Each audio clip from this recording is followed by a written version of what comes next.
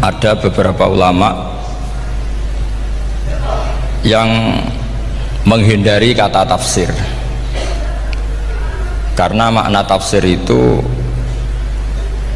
memaknai atau menduga apa yang dikehendaki Allah. Tentu itu sulit.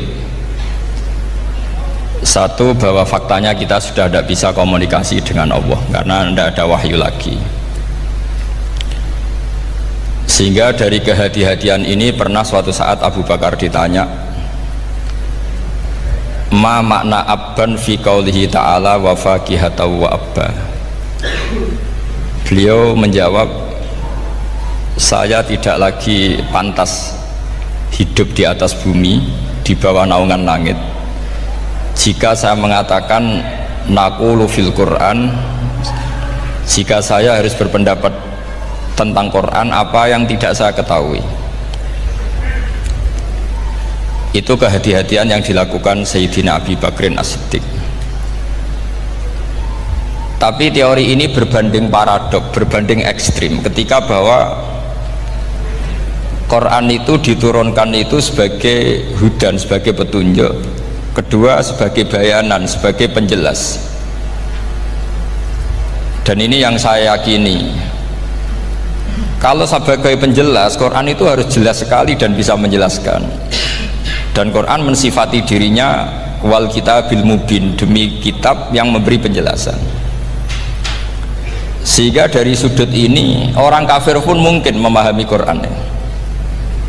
Dan menurut saya orang kafir pun bisa paham Quran. Kalau Ahok itu melintir Quran, tidak memahami Quran, paham? Senak harganya itu melintir Quran tapi tidak memahami Quran.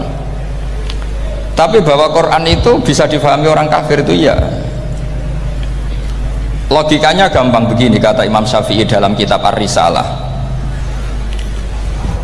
Ketika Quran turun, itu pendengarnya itu tidak ada yang muslim, belum ada santri Kewagian, nggak ada santri Lirboyo, nggak ada santri Sarang. Pendengarnya itu non muslim. Nah ini sampai angan-angan, ketika Quran turun itu pendengarnya muslim atau non muslim? Non muslim. Andai kan Quran itu turun tidak difahami orang kafir, maka lalu objeknya siapa, sasarannya siapa? Nah sebab itu akan aneh kalau kita yang mondok misalnya ngaji Idqon, ngaji Alfiyah, ngaji Ulumul Quran apa saja, kemudian anda tidak paham Quran, padahal orang kafir saja bisa paham. Nah ini tantangan bagi kita. Sing kafir wis paham Quran, masa kita santri tidak paham Quran. Makanya begini, di antara awal-awal periode Makkiyah ada surat disebut Qul ya ayyuhal kafirun, katakan Muhammad ya ayyuhal kafirun, karena mukhotabnya atau lawan dialeknya Nabi adalah orang-orang apa? Kafir. Mereka paham ketika dijelaskan Quran, paham, dan sebagian mereka menjadi mukmin karena paham. Itu termasuk isi makalah yang saya utarakan di sini. Mereka tanya, ya Muhammad, siflana robbak amin dahabin amin nuhasin amin hajarin. Karena orang kafir jahiliyah itu punya tren yang namanya Tuhan itu fisik. Mereka punya Lata, punya Uzza, punya Hubal. Sehingga kalau Tuhan-Tuhan kita ini dari batu, Muhammad, katanya anda punya Tuhan yang berbeda, lalu Tuhan anda ini dari emas atau dari perak. Turunlah ayat Qul huwallahu ahad Allahus somad. Lagi-lagi mukhatabnya adalah orang kafir. Makanya ini juga akhirnya jadi ilmu madhab, ilmu tentang firqah-firqah dalam Islam, bahwa kesalahan terbesar orang Khawarij sebagaimana yang dikutip Imam Bukhari, nanti saya mencari di juz 4 atau di juz 3, pokoknya di bab babu qitalil Khawarij, karena Imam Bukhari punya adat diulang-ulang. Kata Ibnu Umar yang dikutip Imam Bukhari, innahum intolaku ila ayatin nazalat fil kufar faja'aluha alal mu'minin. Orang-orang Khawarij atau kalau sekarang orang-orang radikalisme itu meneliti Quran, kemudian ketika ada kriteria manusia-manusia tertentu itu dianggap itu kenanya orang Islam, korbannya orang Islam, padahal awal mula ayat ini turun untuk orang kafir atau kritikan pada orang kafir. Ini cilaka betul.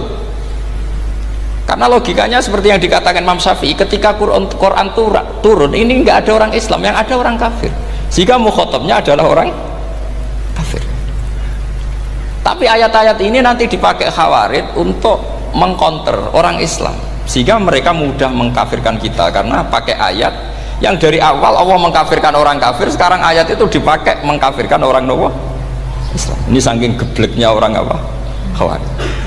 Makanya kata kitab Fathul Bari yang menyarai Bukhari itu, yang mendorong orang Khawarij seperti itu adalah jahluhum bisyariah. Memang mereka benar-benar bodoh, benar-benar goblok. Misalnya kita kiai atau kita ma'arif atau kita santri atau kita orang soleh, kemudian kita tidak bisa melakukan apa yang kita katakan, terus kita oke lah, kita kena kritik misalnya atakmurunan nasa bil birri apa wa tansawna anfusakum wa antum taslunal kitab, terus kita katanya bisa ngomong tapi tidak bisa melakukan, terus dikritik dengan ayat itu mestinya tidak tepat. Karena itu asbabun nuzulnya adalah orang-orang Yahudi karena tahu bahwa sifat Rasulullah itu ada di Taurat, mereka menyuruh keluarganya itu masuk Islam, tapi mereka sendiri tidak mau Islam. Kemudian turunlah ayat atakmurunan nasa bil birri wa tansawna anfusakum wa antum taslunal kitab afala ta'qilun. Sekarang perbandingannya begini, misalnya ada orang Islam, taruh saja Zaid itu maling, ya maling, konsisten dia malingnya sampai tua. Terus menurut anda Zaid yang muslim ini, Zaid itu muslim tapi maling, jangan bilang maling tapi muslim, dia itu ya. Kemudian Zaid bilang ke anaknya, "Cung, kowe aja dadi maling, dadi santri sing soleh, sing maling bapak tok." Ndak, ini menurut analisis usul fikih, ngomongnya Zaid itu benar apa salah? Benar kan? Nasihatnya ya benar, ngomongnya juga benar. Kamu tidak bisa ngeritik Zaid, kamu bisa ngomong tapi tidak bisa melakukan, tidak bisa.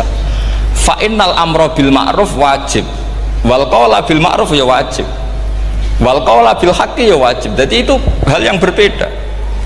Misalnya fa innal amra bil ma'rufi wajibun, memerintahkan barang baik itu baik.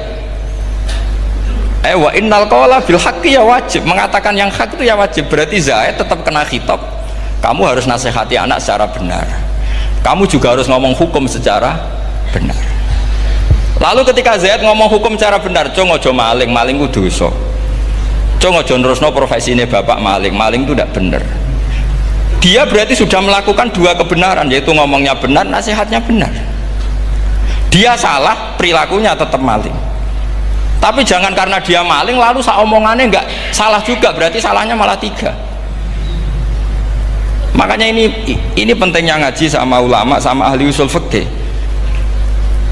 Jadi tidak bisa dicampur adukkan. Zaid gagal dalam perilaku, tapi jangan gagal lagi di nasihat. Nanti kalau dia tidak nasihati, maka anaknya terus maling, alasannya niru bapaknya. Karena bapaknya kalau mau nasihati nanti disemprit sama santri-santri, "Pak, sampean ra oleh nasihati anak era sama maling, sampean dhewe maling." Oh, tidak bisa cara usul fikih. Itu malah yudroku kulluh la yudroku napa kulluh, atau bahasa populernya al maisur la yasqutu bil ma'sur. Misalnya kita sebagai kiai hanya bisa takrib, hanya bisa jurumiyah, apa muda Fathul Mu'in cek abote bulet, maknane bulet.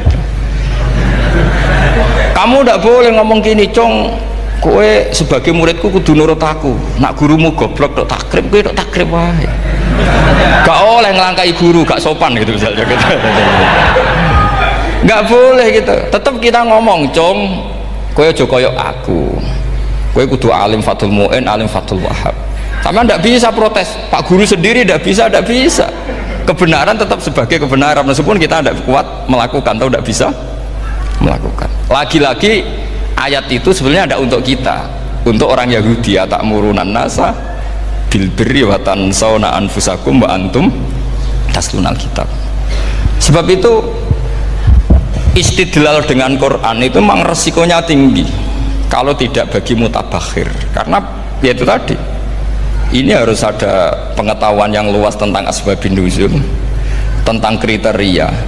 Nah, kalau terpaksa Saya katakan terpaksa. Kalau terpaksa kita itibar itu boleh, tapi itu terpaksa. Bahwa Allah mengkritik orang yang bisa ngomong tapi tidak bisa melakukan. Tapi itu secara usul fikih itu runyam. Teori ini runyam sekali, fatal. Sama lihat tuh di kitab Bajuri atau di kitab-kitab fikih yang lain. Ketika Shahibil Burdah atau Shahibil Bur'ah itu yang Imam Busiri itu, Muhammad bin Busiri. Niku salah nama tapi kadung populer. Jadi sebetulnya Imam Busiri itu Shahibil Bur'ah bukan Shahibil Burdah, tapi kadung terkenal Burdah, kita ikut-ikutan apa? Burdah. Imam Busiri itu ngeluh, saya ini orang yang banyak kesalahan. Di antara salah saya adalah saya bisa ngomong tapi tidak bisa melakukan. Yaitu saya ngomong misalnya orang supaya tahajud, saya tidak tahajud. Saya ngomong orang supaya sholat sunat, saya nggak pernah sholat sunat. Itu sarahnya itu yang menyarai itu kan Imam Bajuri itu yang sarah Burdah. Itu mengkritik begini.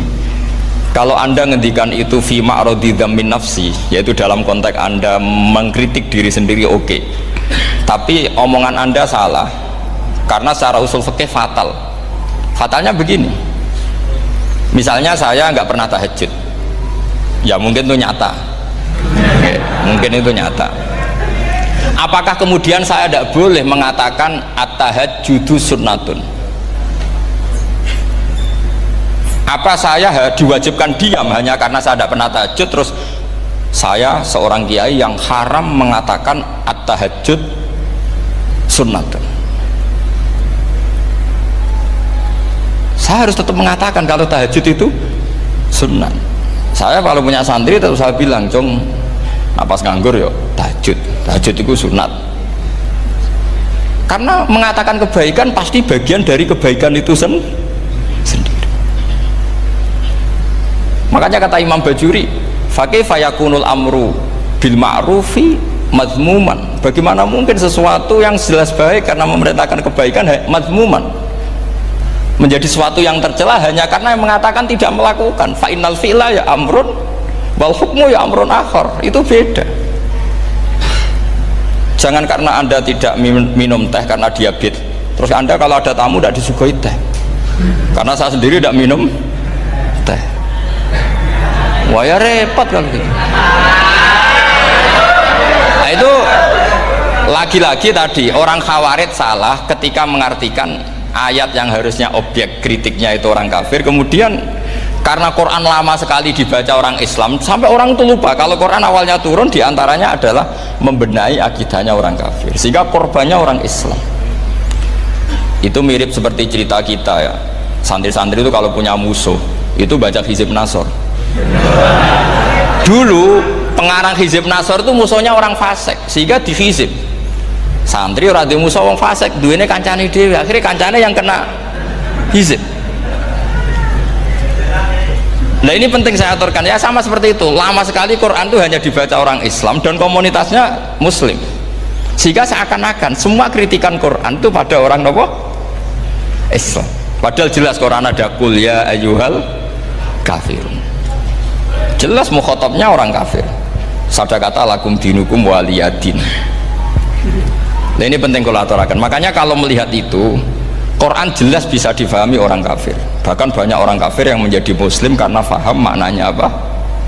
Faham maknanya Quran. Itu jelas sekali. Itu masyhur sekali dialeknya Nabi dengan Walid bin Mughirah, dengan Utbah, dengan banyak sekali termasuk dengan Abu Jahal, dengan Abu Lahab. Bahkan orang-orang kafir Quraisy itu menyewa namanya Musailamah Al-Kadzab. Kalau di sini umumnya baca Musailamah apa Musailimah? Trennya di sini pakai fathah ya. Oh, itu entah ya, nggak tahu saya yang masalah yang mana itu kan, karena memang kalau dalam ilmu riwayat itu sekali salah baca itu kasus betul, kayak Sa'id bin Musayyab atau Sa'id bin Musayyib itu ketika beliau sugeng itu kalau dipanggil Sa'id bin Musayyab itu marah besar, karena maknanya Sa'id al-Musayyab itu yang ditawan. Makanya beliau bilang sayyabatni Irak wa anal Musayyib. Orang Irak mengatakan saya ini ditawan, sebenarnya saya yang menawan mereka. Tapi al-masyhur itu dibaca Sa'id bin Musayyab, padahal dia tidak mau dipanggil Sa'id bin Musayyab, Sa'id bin Musayyab. Karena Nama ini penting. Pentingnya begini. Ini kata Rasulullah kalau sedang guyon, kata Nabi, mbok kamu itu sekali-kali mikir, kenapa saya ini diberi nama Allah Muhammad, katanya. Ini hadis sahih di Bukhari, ada di Kitabul Adab. Banyak lah tag ini. Kenapa ya Rasulullah? Allah itu senang bingung wong kafir, kata Rasulullah. Karena Abu Jahal kalau manggil saya jadi bingung. Itu kalau orang Arab kan pasti tahu maknanya. Muhammad maknanya orang yang terpuji. Sehingga kalau Abu Lahab ngomong itu jadi paradok. Hei orang yang terpuji, kamu bohong. Kan jadi aneh. Ya Muhammad kadzabta. Hei Muhammad kamu bohong. Kalau diterjemahkan hei orang terpuji, kamu bohong. Itu akhirnya sahabat tertawa-tawa. Karena cek pinter ya pangeran milih nama kamu ya Rasulullah. Karena ini bingungkan musuh gitu. Makanya kalau kamu udah anak kiai, itu anak kamu panggil, namakan saja Agus, pasti satu pondok manggil Gus semua. Itu aman itu. Oh itu mbok yang nggak seneng tetap panggil Gus. Karena kalau untuk Gus putra kiai kan butuh di bapak kiai, kan bapak kadung ra kiai itu kan, itu ada triknya, yaitu anaknya dinamain Agus. Nah itu Rasulullah itu sudah dipilih sedemikian rupa oleh Allah, perilakunya benar, ahwalnya benar, sak namanya juga benar. Sehingga ketika Abu Jahal, Abu Lahab tahu bahwa nama Muhammad ini problem, karena ini madah itu memuji. Sehingga mereka kalau mencari Muhammad tuh bilang ainal madmum, mana orang yang tercela. Terus orang-orang Quraisy tidak paham, kamu nyari siapa? Akhirnya mereka bilang, ana atlubu Muhammad, dan saya cari Muhammad. Akhirnya bilang Muhammad lagi. Nah, itu. Nah, Quran juga main di ranah nama. Sehingga Abu Jahal itu namanya kan Abul Hakam. Orang Islam dari awal memanggil Abu Jahal. Karena kalau sampai kita manggil Abul Hakam, kita akan mengalami paradok. Ya Abul Hakam, hei bapak dari semua kebijakan, kamu begini kan kacau. Makanya itu dari sini orang nggak boleh salah apa? Salah nama. Ini penting kalau aturakan, karena kadang menganalisis Quran itu satu bilisanin Arabi mubin. Kata Imam Syafi'i, wa innahu latanzilu rabbil alamin nazala bihir rohul amin ala qalbika litakuna minal mudhirin bilisanin Arabi mubin. Di antara, kata Imam Syafi'i ini, di antara aturan pokok memahami Quran adalah dia malian bil arabiyah, dia sangat-sangat menguasai bahasa Arab. Itu masyhur dalam dialek Imam Syafi'i. Saman kalau ngaji takrib atau Fathul Mu'in, syarat sahnya tayamum lil musafir itu apa? Tolabul ma', mencari apa? Air. Sampai kalau di takrib dicontohkan, kalau di tempat atas nyari ke bawah, kalau ke bawah nyari ke atas. Imam Syafi'i ditanya, kaifa taqulu bi syartit tolab, bagaimana anda berpendapat bahwa tolabul ma' itu wajib untuk menjadi sahnya tayamum? Terus Imam Syafi'i faqara'a falam tajidu ma'an, kamu pergi kemudian falam tajidu ma'an, kamu tidak menemukan air. Terus Imam Syafi'i mengatakan la yuqalu liman lam yatlub lam yajid wa innama yuqalu lam ya'rif, katanya. Orang yang nggak pernah mencari itu tidak bisa dikatakan lam yajid, tidak menemukan. Kalau belum mencari namanya tidak tahu. Padahal Quran bilang kamu pergi kemudian kamu tidak menemukan air. Tidak menemukan itu berarti harus mencari dulu baru dikatakan lam yajid, tidak menemukan. Kalau tidak pernah mencari namanya tidak tahu. Hanya gitu tok itu jadi ilmu bahwa tolabul ma' itu wajib, karena Allah mengatakan falam tajidu ma'an la yuqalu liman lam yatlub lam yajid wa innama yuqalu lam ya'rif. Orang dikatakan tidak menemukan berarti setelah mencari kemudian kesimpulannya tidak menemukan. Kalau belum mencari namanya tidak tahu. Nah, dari sini Imam Syafi'i istidlal wajib tolabul ma'. Ini namanya malian bil arabiyah, dia menguasai bahasa Arab. Begitu juga ulama-ulama sufi. Itu ada cerita Aba Yazid Al-Bustami, itu ada muridnya baca ayat wasiqal ladzina taqaw rabbahum ilal jannati zumara. Orang-orang takwa itu digiring menuju surga. Itu dia nangis. Muridnya kaget, ini guru saya tidak benar, ini ada cerita surga tapi dia malah nangis karena ayatnya itu digiring. Terus kata Abu Yazid, mereka itu di mana saja, masa ke surga aja butuh digiring? Ke surga itu kan nikmat, ngapain butuh digiring? Saya tidak mau, kata dia. Abu Yazid itu gak mau digiring ke surga, itu gak mau. Muridnya kan tambah kaget, memangnya mau neraka kan, gitu pikirannya itu. Ternyata beliau jawabnya sederhana, saya pas itu sudah dekat sama Allah sehingga tidak perlu digiring. Kemudian saya sudah panitia kiamat pas itu, jadi nggak perlu digiring. Nah ini nanti penting jadi satu aturan ilmu ulumul Quran. Saya di rumah itu istiqomah ngajar Qawaidul Asasiyahnya Said Muhammad yang dulu ditulis abahnya Zubdatul Itqan oleh Said Alawi. Kemudian Zubdatul Itqan itu tentu dari kitab Itqan. Terus Said Alawi dulu ngarang kitab Faidul Khobir, sarahnya Faidul Khobir sama Sayyid Muhsin Al-Musawab, dulu dari Padang tapi hidupnya di Mekah. Saya dulu talaki sama Mbah Mun. Itu ternyata ada ayatnya, innal muttaqina fi jannati wa nahar fi maq'adi sidqin 'inda malikim muqtadir. Sekarang sampean saya tanya, menurut Anda semua orang kena hisab enggak? Enggak, sama jawab saja. Menurut Anda ketika di mahsyar semua orang kena hisab apa enggak? Pasti kita menjawab iya. Tapi kata Said Muhammad itu keliru. Enggak kebayang orang seperti Nabi kena hisab. Pasti yang kena hisab itu orang-orang yang enggak jelas. Nah, misalnya Nabi jelas baiknya, harusnya ya langsung enggak kena hisab. Karena enggak mungkin seorang saksi kok diaudit, enggak mungkin. Lo saksi itu di pengadilan kan nggak tersangka, nggak terdakwa, dia tidak boleh diintervensi oleh hakim. Nah Rasulullah ketika kiamat, ketika fil mahsyar fi faslil qada itu jelas fa kaifa idza ji'na min kulli ummatin bisyahidi wa ji'na bika ala haula'i syahida. Rasulullah sudah dekat Allah, pas mahsyar itu ada Allah, ada Rasulullah, ada Jibril. Kemudian Nabi itu mengidentifikasi, ditanya sama Allah, bener mat ini umatmu? Ya, niki umatmu ya. Kalau yang nggak jelas ya Nabi lama jawabnya. Makanya kamu jangan jadi orang nggak jelas. Nah, itu kalau sekali nggak jelas itu Nabi lama sekali jawab. Nah, artinya begini, yang kena hisab itu meskipun kata Said Muhammad, meskipun Dhahirul Quran itu menetapkan asbata umumal hisab, tapi zahirnya Quran yang sama juga menafikan hisab.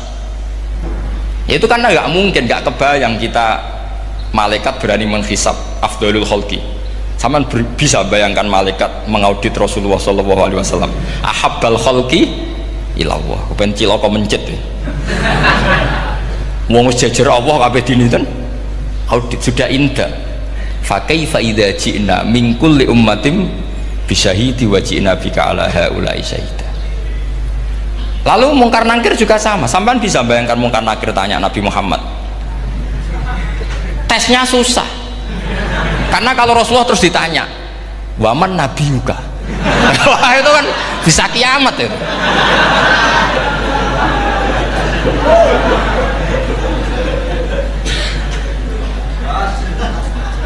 Paham ya? Makanya kata Said Muhammad, ini kan teman-teman tanya biar caranya alim tafsirnya saja, caranya satu hafal Quran, dua hafal Sahih Muslim, tiga semua orang sudah mati tinggal kamu yang alim. Itu mesti aman itu. Nah kalau sampean tanya saya apa buktinya Gus kalau orang tertentu tidak kena hisab, ya buktinya tadi misalnya innalladzina qalu rabbuna Allahu tsummas taqamu tatanazzalu alaihimul malaikatu alla takhafu wala tahzanu wa abshiru. Mungkar nakir adalah malaikat penakut membawa ketakutan, sementara para wali ini jelas malaikat kena konstitusi, malaikat harus mengatakan ke para wali alla takhafu wala tahzanu. Padahal Nabi tentu sayyidul auli, para wali saja malaikat kena aturan kamu harus bilang alla takhafu wala tahzanu wa abshiru. Hei para wali, kamu jangan susah, jangan gentar, kamu harus gembira. Kamu bisa bayangkan misalnya mungkar nakir bawa godok atau orang kalau dipukul ajul sak walang-walang, kemudian kamu bayangkan si Abdul Qadir ngalami itu, Abdul Hasan Asyadali ngalami itu, Abu Yazid Al-Bustami, kalau itu ngalami gitu semua ngapain kita jadikan mursyid? Kan sama nasibnya dengan kita. Nah, zahirul Quran mengatakan asbatal hisabah, tapi zahirul Quran di ayat yang lain lam yusbit al hisabah. Makanya tadi umumul Quran juga ditaksis dengan muqayyid, yang mutlak ditaksis dengan yang muqayyad, yang mujmal ya sama seperti itu, aturannya seperti itu, ditafsir sama yang mufassal. Sama orang kafir yang jelas, sampean bisa bayangkan malaikat ngaudit Fir'aun, cek kurang penggaweane, jelas eleke kok di audit. Misalnya Abu Lahab di audit, oh malaikatnya celaka mencet, berarti dia gak percaya sama pernyataan Tuhan tabat yada abi lahabiu. Malaikat kok ngaudit Abu Lahab, mungkin Gusti kula ceke nak menawi wonten api lho ki ora tau ngaji Quran tapi wong ayate tabat yada kok cek di cek. Nah, yang seperti ini masuknya kategori ulaikal ladzina, sateruse mereka yang kafir bi ayati rabbihim wa liqaihi fahabitos a'maluhum fala nuqimu lahum yaumal qiyamati wasna. Jadi ada orang-orang kafir yang jelas kena aturan fala nuqimu lahum yaumal qiyamati wasna. Jelas kafirnya ya gak kena hisab, yang jelas nabinya, jelas wasinya juga gak kena hisab. Yang kena kita di tengah-tengah. Tapi ilmu itu ikut mainstream karena semua orang bilang ada hisab ya kita ikut-ikutan bilang, ya sudah gitu saja. Tapi kalau aslinya ya rapati percaya. Umumnya uang gerono mati ditalkin ya kita melok-melokan nalkin. Tapi kalau kadang ya gak kebayang. Piye nak wali-wali ditalkin. Makanya ada di dunia wali itu ada cerita Rabi'ah Adawiyah, itu termasuk keramat beliau itu. Kali Imam Sibawi kan dalam cerita wali kan ditanya marbuka, ngapunten niku man mausul napa istifham. Wah itu malaikatnya tidak pernah khataman alfiyah kan, repot. Kalau Rabi'ah Adawiyah lebih parah lagi, itu beliau tuh nangis sekeras-kerasnya, nangis terisak-isak, dia tersiksa. Ya Allah, engkau itu zat yang paling saya kenali dan harusnya semua makhluk itu kenal engkau, tapi ini hamba engkau tanya engkau itu siapa ya? Itu kan ini orang aneh kata gitu. Karena Allah itu adharud dzahir, kata sampai Imam Sibawi silakan a'raful ma'arif. Jadi wong ora ora wis geblek tenan dari Imam Sibawi. Imam Sibawi kan atas nama dia pakar nahwu pertama mengatakan dhamir paling makrifat di antara 6 isim makrifat, paling makrifat itu dhamir. Tapi meskipun gitu a'raful ma'arif Allah, yang paling makrifat dari sekian isim makrifat itu Allah. Artinya satu nama yang orang harus kenal semua. Makanya diantara keramat beliau ketika ditanya wong kok ora tau ngaji fikih men ngaji nahwu wae, gak tahu dia ngaji carane sesuci, carane iddah tuh gak tahu ngaji nahwu. Terus dia tanya bima fa'ala rabbuka, lalu Allah memperlakukan kamu gimana? Terus kata Imam Sibawi ghafaroli, Allah mengampuni saya karena saya orang yang mengatakan Allahu a'raful ma'arif. Ini penting kalau aturakan. Jadi makanya kalau sampean tanya caranya ilmu alim gimana, ya satu tadi, kalau sampean masih banyak orang hidup, syaratnya kamu harus hafal Quran, hafal hadis, hafal sekian ribu hadis, hafal sekian ulumul Quran.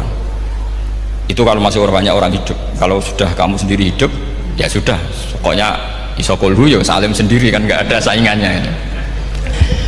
Makanya kata Said Muhammad, beliau mengatakan kita meyakini umum al-hisab ya berdasar zahiril Quran, kita menafikan umum al-hisab bahwa hisab hanya yakhtassu liqaumin duna qaumin juga berdasar zahiril Quran.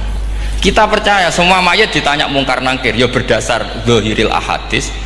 Kita tidak mengumumkan teks ini juga berdasar zahiril ahadis, karena malaikat mungkar nangkir juga malaikat, berarti dia kena aturan kalau ketemu para wali Allah takhafu wala tahzan.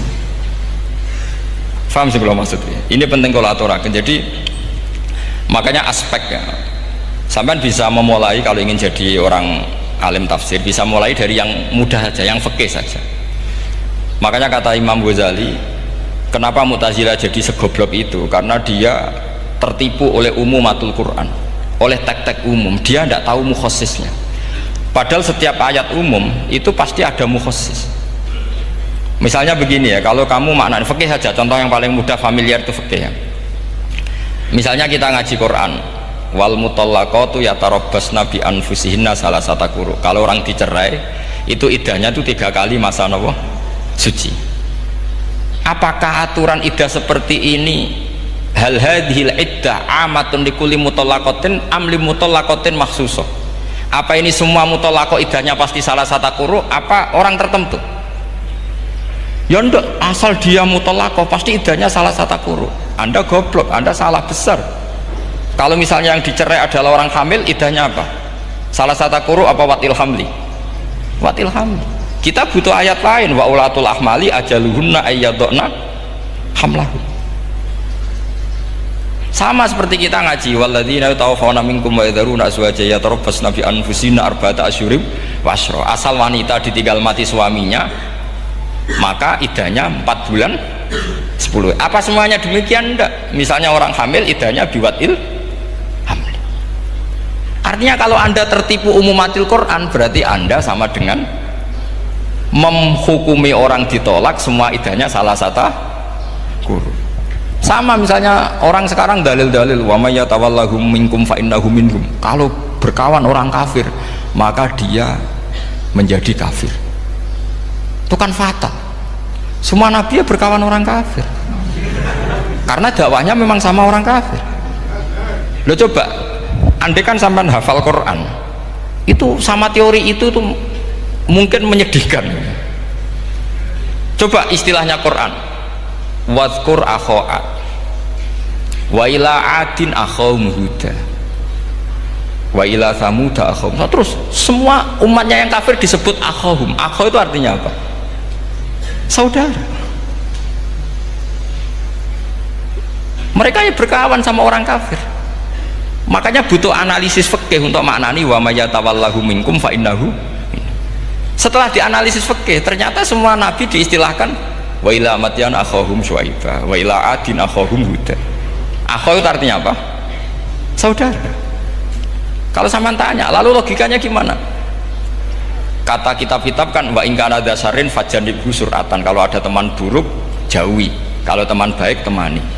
Kalau cara usul fikih gampang, kancanan maling dosa, wong kok kancane maling tapi nak dakwai maling apik kan? Aku ora ngancani kok dakwai dandani, selesai kan? Ngancani maling elek, nak dakwai maling apik. Demenan berodo elek, nak didik apik kan, itu seperti itu. Nah, ini penting kalau aturakan. Dan di sini ini makanya NU itu punya sejarah panjang, banyak wali-wali yang jadab, yang coro zahir itu kancanan orang fasik-fasik. Orang syariat bingung, ini wali kok berteman orang fasik. Ya kalau kamu bahasakan teman ya masalah, kalau kamu bahasakan ini binaan. Enggak, sama jawab saja. Kalau dibahasakan teman masalah enggak masalah kan, tapi kalau dibahasakan itu binaan, selesai kan? Sama, Nabi berkawan orang kafir itu tidak karena berkawan, itu binaan Nabi. Memang Nabi itu jadi Nabi, objeknya adalah mengislamkan orang kafir. Ya berlama-lama Nabi dialek dengan mereka, muasyarah sama mereka. Bahkan Nabi diharuskan bersikap baik sama mereka. Itu yang disebut fabima rahmatim minallahi lintalahum walau kunta fadzan ghalidhal qalbi lan faddu min hawl. Tapi sekarang itu orang sudah tidak pakai ilmu. Orang-orang radikalisme itu nggak pakai usul fikih. Pokoknya kalau ada ayat terjemahnya gini ya sudah, itu jadi madhab. Akhirnya kecelakaan seperti ini. Pokoknya kalau ada ayat faqtulul musyrikina haitsu wajadtumuhum wa khuduhum wahsuruhum waq'udu lahum kulla marsad. Sudah hafalnya ayat itu saja. Dia tidak mau ngapalkan misalnya qatilul ladzina yuqatilunakum. Ada ayat lagi wa akhrijuhum yamin haitsu akhrajukum. Sehingga ulama kita membagi kafir itu ada harbi, kita musuhi, ada zimmi, ada muahad, ada musta'man. Itu ulama karena tahu tidak semua orang kafir itu harbi, tidak semuanya zimmi, tidak semuanya muahad, tidak semuanya musta'man. Kalau harbi oke, kita perang, kalau zimmi ya kita bina, kalau muahad ya sesuai perjanjian kita, kompensasinya apa, MOU-nya kayak apa. Tapi apalnya mereka ayat satu tema. Nah celakanya kita yang ngaji di pondok-pondok yang katanya spesialis ingin alim tafsir, apalnya ya satu ayat juga. Wah itu kan satu ayat versus satu ayat, itu ngeri. Makanya kalau sama tanya saya, ini katanya di acara ini sama tanya gimana caranya jadi ahli tafsir, saya jawab gampang, itu hafal Quran. apal hadis, terus apal ulumul Quran. Ya misalnya Nadoman ya Faidul Khobir lah, kalau kitab Nasar ya minimal itu setengah lanya itkon lah, kalau nggak lanya-lanya amat ya agak lanya. Karena kitab tafsir itu gampang, teorinya itu mudah sekali. Misalnya al-ibratu bi umumil lafzi la bi khususis sabab, itu sama dengan kayak kaidah fikih. Karena kalau kaidah fikih itu, saya itu pernah dibisui kiai itu, ini kisah nyata itu, dibisui kiai itu pas basul masail. Dulu saya itu masih sering mau basul masail, tadi mun pensiun mun boten niku. Dulu saya dengan Gus Zofur putrane Mbah Mun itu sering makili Pondok Anwar basul masail fikih. Tapi tidak tahu ceritanya Gus Zofur jadi dokter tafsir, saya juga kaya tahu-tahu menekuni tafsir. Lama-lama orang itu lupa status saya yang fakih ya, makanya saya itu ya kadang eman gitu, karena ini status penting juga. Tapi status fikih itu kadang memang menyesatkan. Karena begini, itu dulu pernah ada basul masail itu begini. Ini kisah nyata ini. Ada desainer baju putri untuk putri, anak putri. Kemudian desainer itu menciptakan satu celana pendek atau celana seperempat. Dengan desain ini pasti kalau dipakai itu auratnya itu kelihatan. Bagaimana hukumnya desainer ini? Apa termasuk mimman sarro'a as-sayyi'ata karena terjadi kasfil aurat? Apa enggak?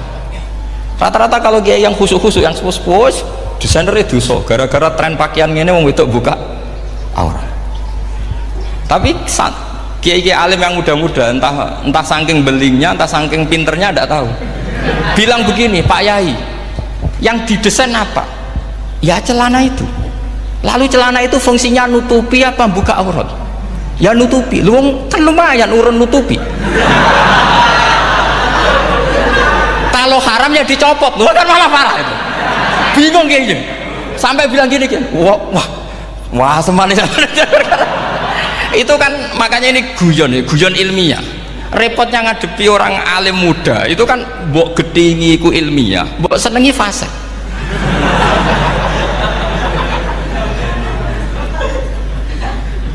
Ketika kiai yang khusyuk tadi tak tanya, kalau desainer katok seperapat,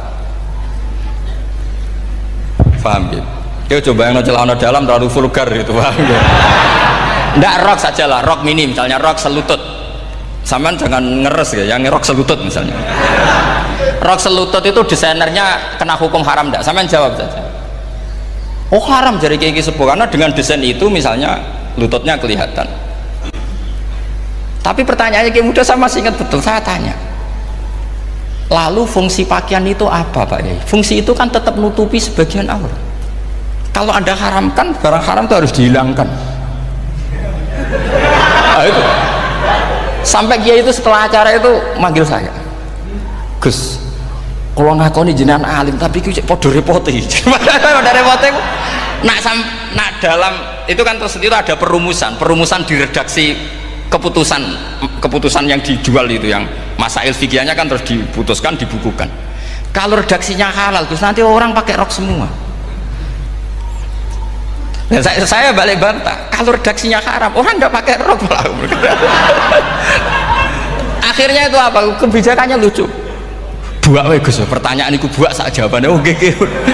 Jadi kita debat tidak jadi. Ini cerita ilmiah, makanya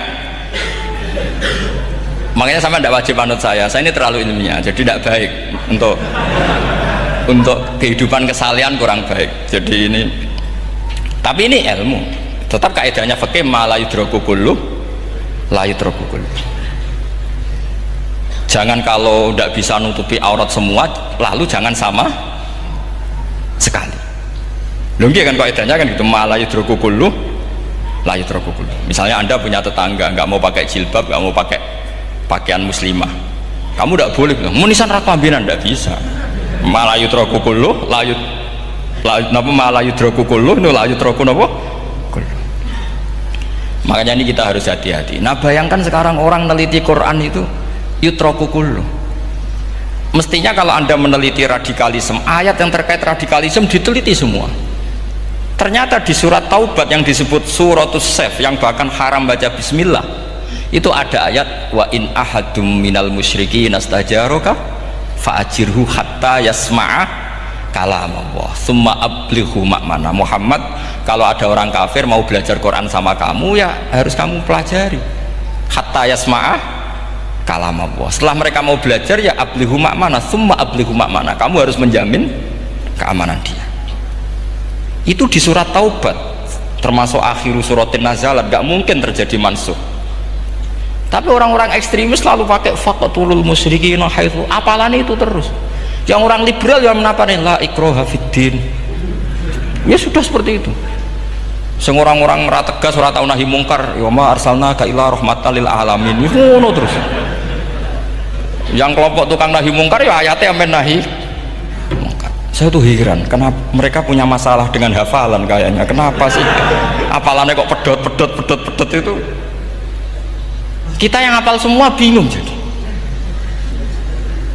jadi akhirnya kita yang pinter anut sing goblok. Karena saya tuh pernah debat sama orang salaf, debat gitu. Setelah saya mengutarakan sekian hadis, ada tuh Pak hadis itu, waduh, harusnya kamu ngaji saya, ada debat tuh yang level, kalau nggak level tuh nggak boleh katanya. Itu kan ngeri. Makanya ini penting ya, kalau sampean tanya ingin jadi alim tafsir ya harus hafal Quran semua. Nah, kalau tidak mungkin yang nunggu orang semua mati baru Anda jadi ahli tafsir, karena tidak ada musuhnya. Tapi saya pastikan orang kafir pun bisa memahami Quran, yaitu tadi hatta yasma'a kalam Allah. Sayyidina Umar tuh masuk Islam tuh gara-gara dengar adiknya baca Toha, ma anzalna alikal Qur'ana litasqa illa tazkiratal liman yakhsha tanzilam mimman khalaqal arda was samawati ula ar-rahmanu alal arsis tawa. Itu dia ma huwa bikalamil basar, tidak mungkin seperti ini karangan manusia, itu tidak mungkin. Akhirnya dia Islam. Banyak orang Islam karena diperdengarkan Quran, karena memang notnya sudah unik, makna kualitasnya juga sudah unik, semuanya itu unik, indah. Sampai sekarang pun orang kafir itu orang paling tahu Quran. Makanya Allah mensifati orang kafir itu hasadam min indi anfusihim min ba'di ma tabayyana lahumul haq. Sekarang sama saya tanya, orang sing tabayyana lahumul haq itu orang paham apa orang tidak paham? Mereka orang kafir itu mengingkari Quran, padahal min ba'di ma tabayyana lahumul haq, setelah kebenaran nyata bagi mereka.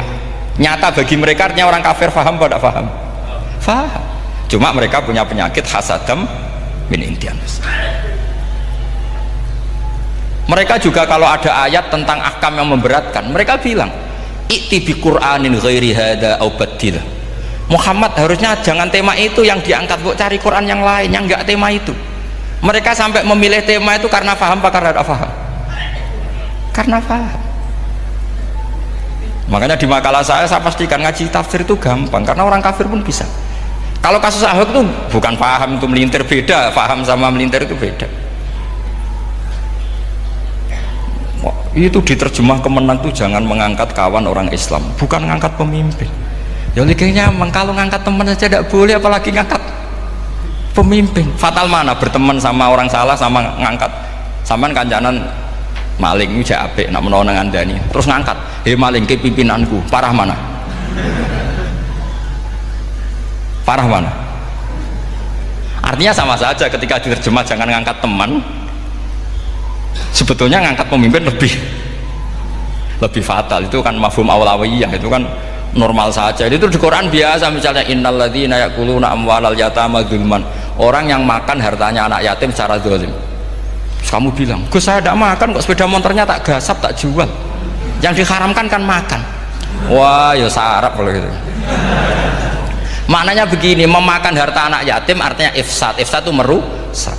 Nak ngono ikhraq, membakar atau mencuri sama dengan makan, bal asyad, malah kan lebih apa? Lebih apa? Dasar. Jadi yakuluna di situ tuh ba'dul amsilah, sebagian contoh min wujuhil ifsad atau min wujuhil ihlak. Jangan kok karena ayatnya makan, oh yang haram tuh makan, kalau nyuri gak apa-apa. Wah ya fata.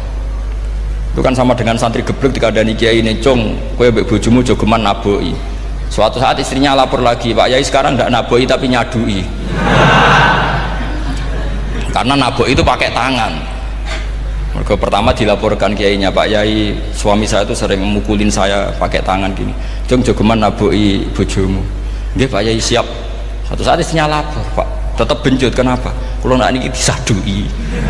Mereka pikirannya, sing haram nabok, nak nyaduk halal. Wah itu kan ngajak goblok bareng. Nah masalahnya di usul fikih kasusnya seperti itu. Makanya saya ini kadang ya maliki sekali. Kadang saya itu maliki sekali. Kadang ya. Misalnya begini, saya beri contoh. Ini yang kisah nyata ya. Ada seorang Arabi datang ke Rasulullah. Ya, tadi kan teman-teman minta juga ilmu hadis ya. Ini satu paket saja. Itu tadi nanti kalau sampean kasih lalim itu sudah ada urusan saya tadi. Nunggu orang mati banyak tadi. Kalau nggak usah nunggu orang mati, sarannya tadi apal tadi. Ya Rasulullah ahlak tuh. Saya ini orang yang rusak. Wama ahlakaka. Lalu yang bikin rusak kamu apa? Qol waqatu imroati fina hari Ramadan. Saya menjima istri saya ketika masih siang. Fina hari Ramadan, siang Ramadan. Walhasil Nabi tidak menyuruh hanya kodok, tapi menyuruh kafaroh. Kafarohnya itu merdekakan budak atau memberi makan 60 orang miskin atau puasa berapa? Puasa 60 hari. Atau urut merdekakan budak atau puasa 60 hari atau memberi makan sitina miskin. Oke, kita sepakat ya hadis itu sahih dan diulang-ulang oleh ashabus sunan. Oke, riwayatnya nggak masalah. Sekarang kita analisis maknanya. Sekarang sampean saya tanya, kalau anda misalnya sekarang jam berapa ini? Misalnya sekarang jam 9 kurang seperempat Ramadan, terus anda rokok atau anda ngopi, kepengen ngopi terus ngopi tanpa udhurun syar'iyin, anda hanya wajib qadha apa bayar kafarah? Tidak sampean jawab.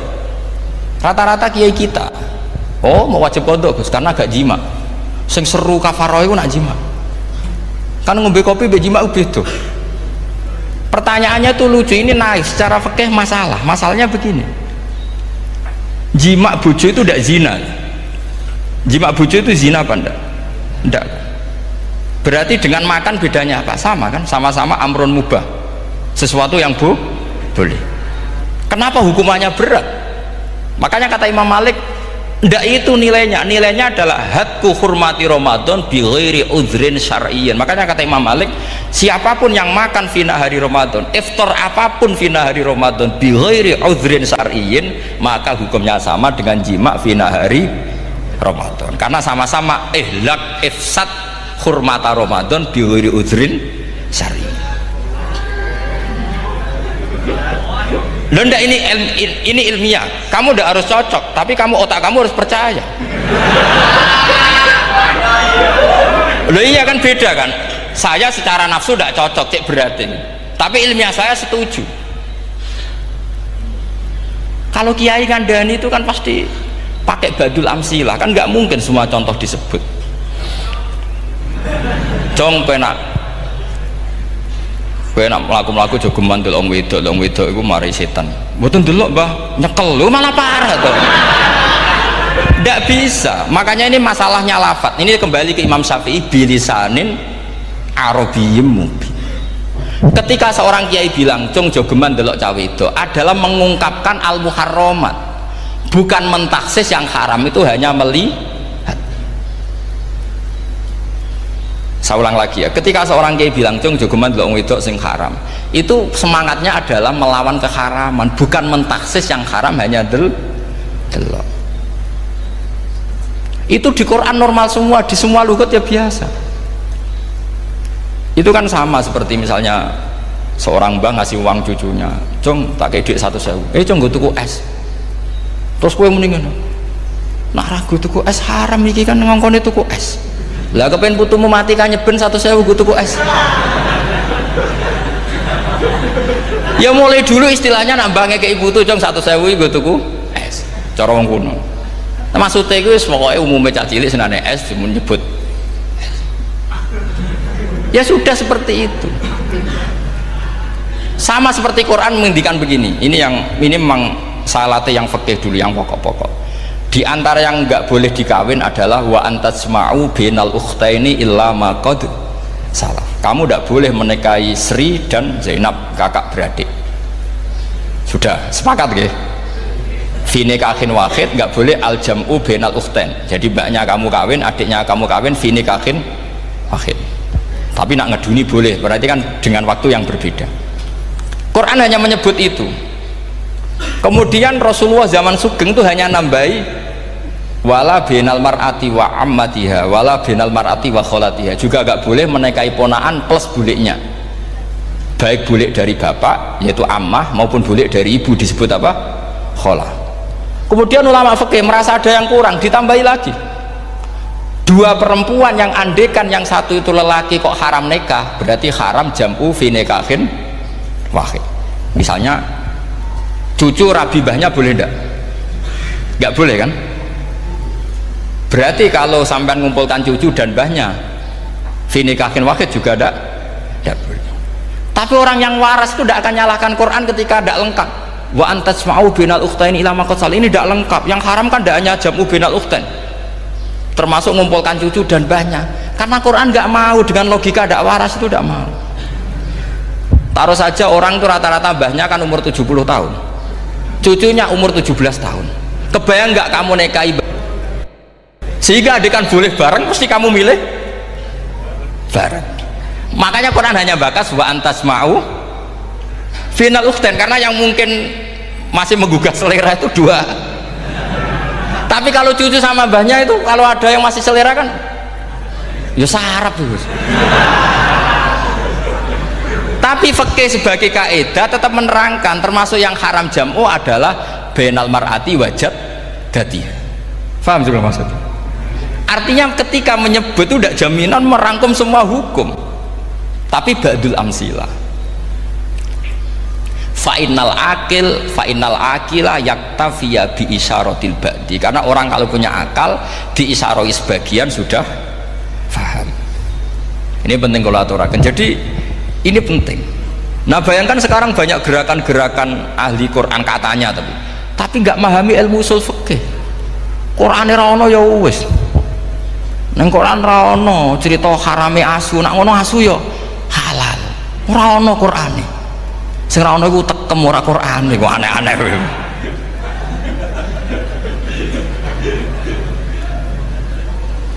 Itu kan sama. Terus sampean misalnya tadi jam 09.00 Ramadan tambah uzurin syariyin terus mangan mie rokokan, itu kan melecehkan Ramadan binguri uzurin syariyin, karena melecehkan hurmata Ramadan kena sanksi separah itu. Jangan kamu terus bilang tapi Nabi hanya bilang masalah jima final Ramadan. Jima istri itu hukumnya itu tidak zina, hukumnya itu mubah, sama dengan makan. Ini cara madzhab Maliki, tapi kita alhamdulillah madzhab Syafi'i. Ya itu masalahnya, berhubung itu menguntungkan sami'na wa ta'na. Nah, itu. Tapi saya sendiri dalam konteks ini, saya itu ya sangat-sangat Syafi'iyah, sangat-sangat Syafi'iyah, dalam banyak hal sangat-sangat Syafi'iyah. Tapi dalam banyak hal kadang-kadang saya ya Maliki. Ya, itu kan kalau sama tanya kenapa gitu, ya hikmahnya baca banyak saja. Karena yang Syafi'i itu ya karena bacanya hanya Syafi'i, itu bukan fanatik, itu keterbatasan. Jadi itu beda, ada itu namanya tidak fanatik, itu keterbatasan, itu beda sekali. Jadi kita harus ngaji yang banyak. Saya termasuk utang ya sama Imam Syafi'i itu baca kitab Ar-Risalah. Itu kitab yang kadang satu ulama baca sampai 500 kali. Yaitu Imam Syafi'i itu dalam kitab Risalah itu begini, ini termasuk ulumul Quran yang paling penting. Muqaddimahnya begini, wan nasu sinfani min awalil amri, wan nasu sinfani. Ketika Rasulullah datang membawa Quran itu manusia hanya ada dua, al kuffar sing dari jenis ahli kitab dan kuffar dari jenis yang tidak ahli kitab. Bahkan tidak ada orang Islam zaman itu. Pertama Nabi jadi Nabi itu adakah pendengar yang Muslim? Kan tidak ada, semuanya ahli kitab. Makanya susah kalau Quran kamu analisis korbannya orang Islam itu, kata Ibnu Umar itu lucu, dulu itu mukhatabnya itu orang kafir, jelas kuliah ayuhal kafir. Ya ayuhan nasu ubudu rabbakum alladzi khalaqakum, jelas orang kafir. Karena orang Islam nggak mungkin dikhatabi ubudu rabbakum. Makanya Imam Suyuti kalau nafsir itu ngeper ubudu rabbakum wahiduhu. Tapi kalau mukhatabnya orang Islam dawimu alal ibadah atau dawimu alat tauhid. Karena dia tahu kalau mukhatabnya orang kafir ubudu ya masih wahidu. Kalau sudah Islam kok dikhitabi ubudu mudawamah alal ibadah. Itu saking alimnya Imam Suyuti. Ini saya teruskan.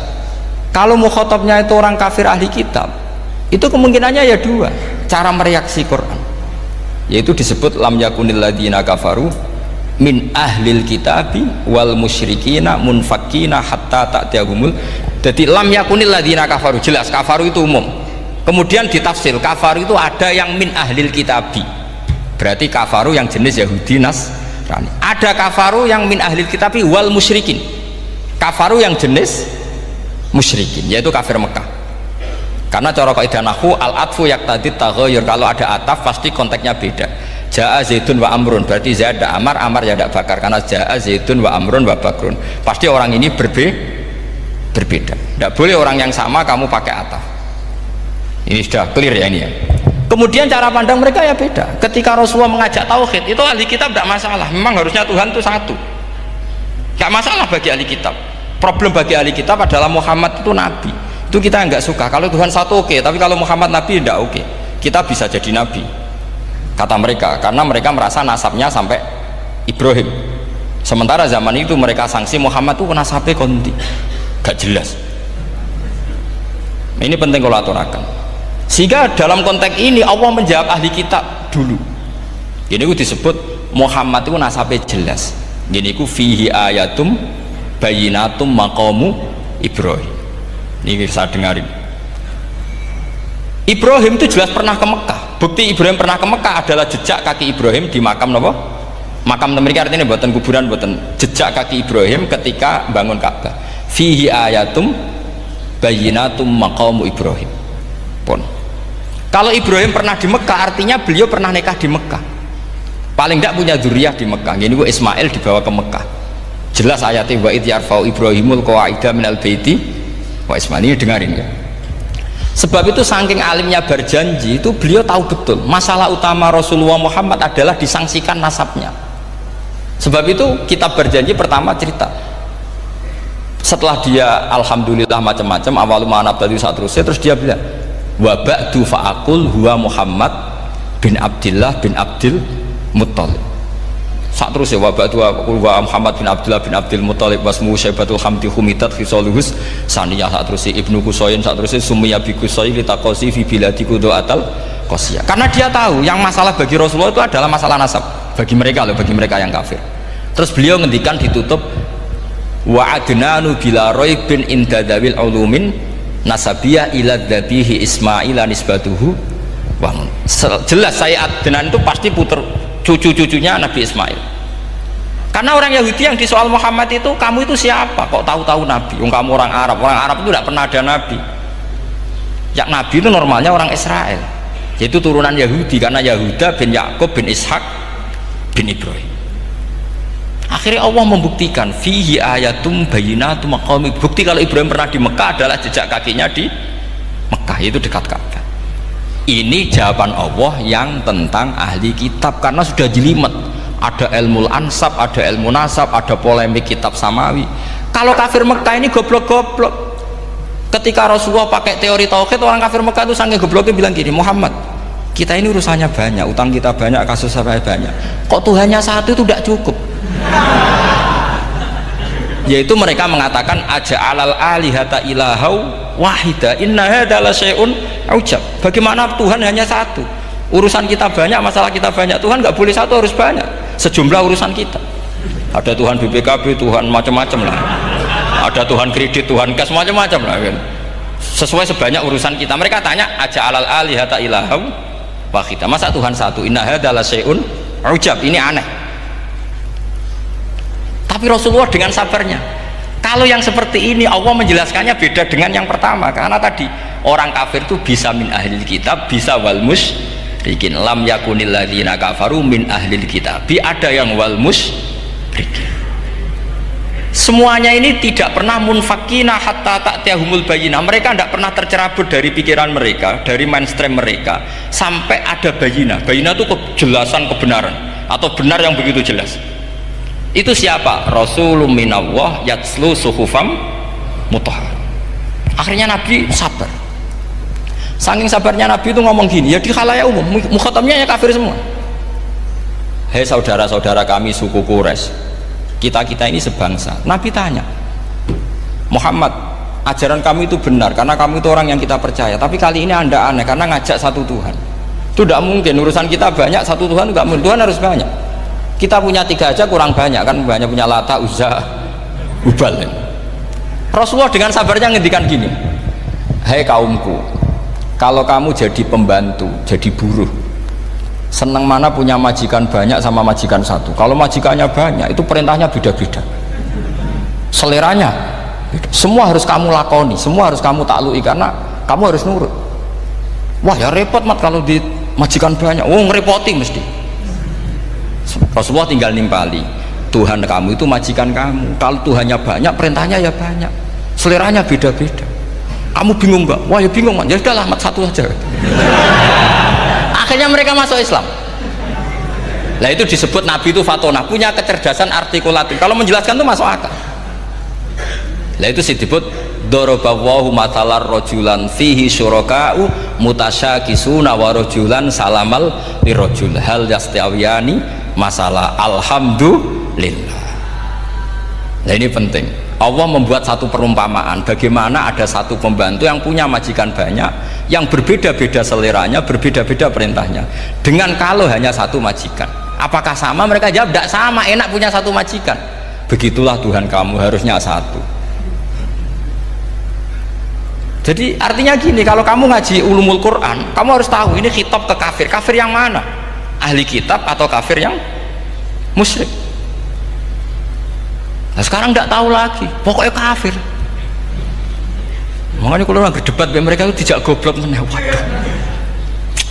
Makanya sama tidak usah ketularan goblok, sing pun sing wis goblok ora usah ditambahi mun kathah dan ini pun. Ya karena kita ngaji jelas Qur'annya kan lam yakunil ladzina kafaru, itu masih ada min lil bayaniyah atau min li bayanil jinsi. Kafaru itu sapa? Siji min ahlil kitab, 2 kafaru sing wal musyrikin. Dua-duanya tidak pernah munfakina hatta ta'tiyahumul bayinah. Mereka tidak akan tercerabut dari pikirannya sehingga ada bayinah. Bayinah itu siapa? Rasulun minallah yatslu sufam. Nah, ketika Nabi menjelaskan asal usul nasabnya bahwa Sayyid Adnan itu ila Ismail, Ismail jelas putra Nabi Ibrahim, mereka terus baru iman karena ada fihi ayatum bayinatum maqamun apa Ibrahim. Ya jadi saya kira demikian. Nanti kan akhirnya jam berapa?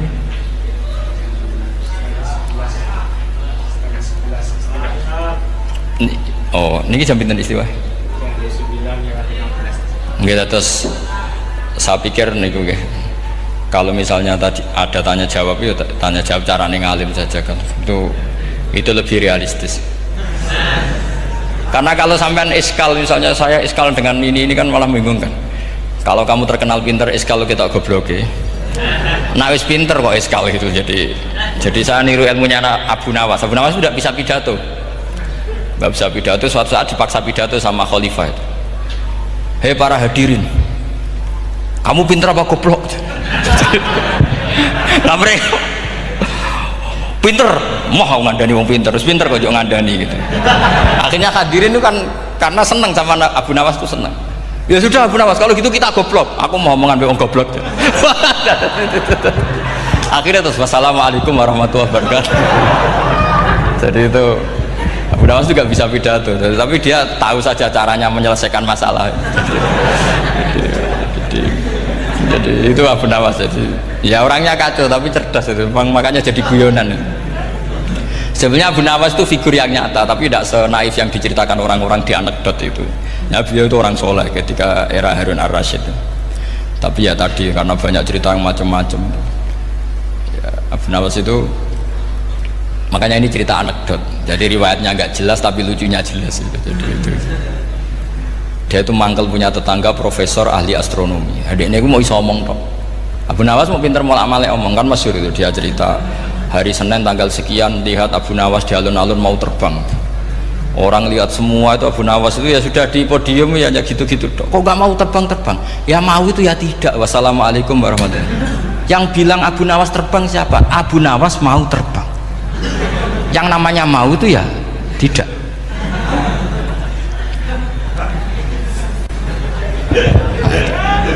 Pernah dia itu lomba sama Harun Ar-Rasyid, siapa paling banyak pengunjung rumahnya di alun-alun. Harun Rasyid bikin khemah, dia bikin khemah. Tentu cerita ini bohong, yakini ini bohong, makanya bohong tenang. Makanya ini anekdot, hanya guyonan.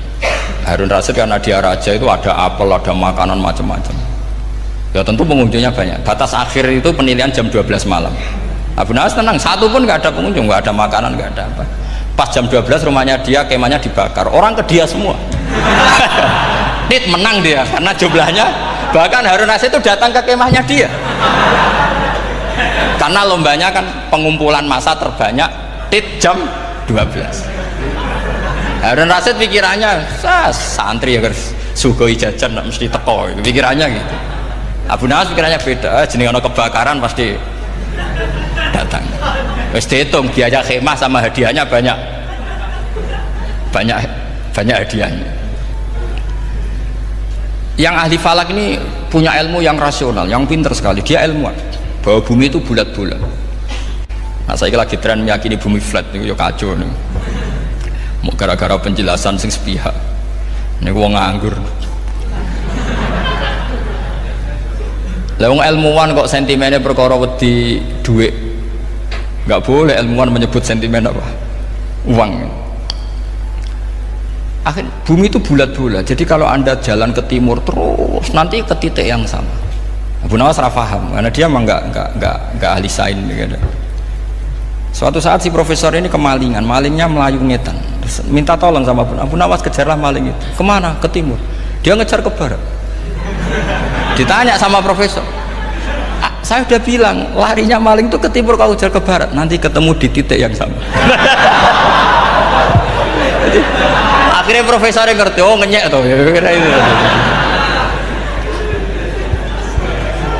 Jadi, nah khawatir saya nanti kalau santri-santri tidak pinter ilmu, terus pilihannya ilmu kayak Abu Nawas, jalan pintas tadi.